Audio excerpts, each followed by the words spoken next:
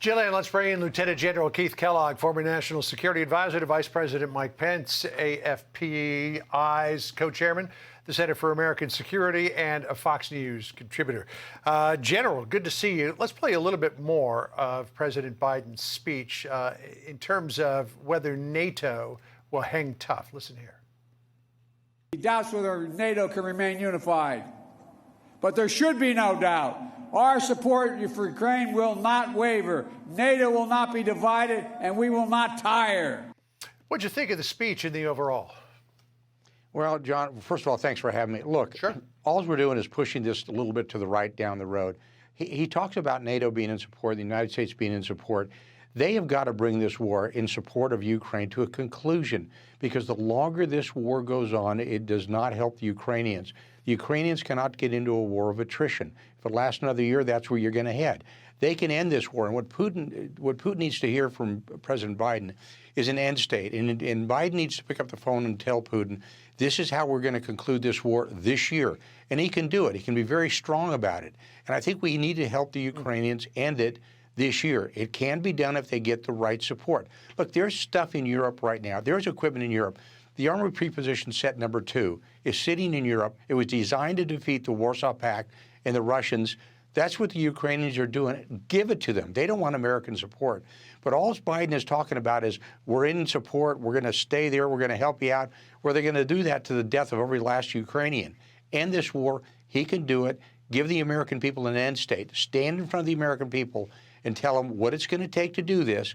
Bring them on board. Defeating a strategic adversary of the United States is strategically good for us, because it allows us to pivot, John, to the Pacific, which we've been trying to pivot for the last 25 years. Yeah, and, China's increasing belligerence and expansion of its military and its territories as well. Certainly an indication that we need to pay a lot of attention to that region of the world as well. The president's visit to Kyiv over the weekend, a real finger in the eye to Russian President Putin, even though Russia was informed that the president was going.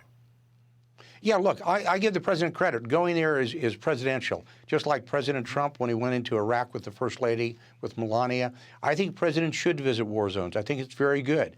But what he needs to do is close the deal. I mean, just getting a photo op like that is important. I actually wish he'd gone to Ohio and the border as well. But getting there is good. But tell the American people, when he comes out from Poland, when he comes back to the United States, he ought to stand in front of the American people and say, I've been to Kyiv. I've seen what's happening there. This is why we need to stay in this fight and win it in the short term, helping the Ukrainians do that, and defeating a strategic adversary. And what does defeat a strategic adversary mean? That means Russia leaves Ukraine. And you give Putin an option. We'll either force you out by the force of arms, or you can leave voluntarily. It's going to be your call. But don't leave it up to Putin. And he's leaving it up to Putin. Well, you can leave when you want to. No, you force him to leave, and you use force to do it.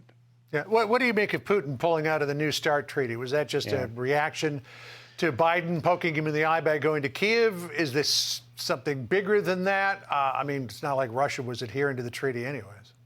Well, it's a suspension of the treaty. I think it's concerning to me, because if we're not sleepwalking into a new Cold War, we're pretty close to it. The biggest thing I'm concerned about isn't the fact that they're going to raise the warhead levels above 1,500 warheads, but there's an inspection regime. You have 18 inspections per year. Now we won't even have any inspections at all. So I think but we haven't had any for the last couple of years anyways. No, but at least it's on the books, and we can try to push it. But right now, there's nothing happening. And I think what he's done, it's a poke back at President Biden, and he said, well, I'm suspending it. I'm not going to test when you test. We haven't tested a nuclear weapon in 31 years, so you don't know what's really happening in our nuclear stockpile. But I think it's just another step at this break of relationship between Putin and Biden. And, both of them got to sit down and talk. And Trump would never allow this. I guarantee you. He's got to pick up the phone and call him. Two leaders, these are the leaders of the two largest superpowers in the world. They hold 90%, the United States and Russia together hold 90% of the nuclear weapons. You've got to talk. Yeah, I would think dialogue would probably be a good thing when you're bristling with that many weapons that can destroy the world so many times over. General, great to talk to you. Thanks for kicking us off today. Appreciate it. Yeah, thanks, John. I'm Steve Doocy. I'm Brian Kilmeade. And I'm Ainsley Earhart. And click here to subscribe to the Fox News YouTube page to catch our hottest interviews and most compelling analysis.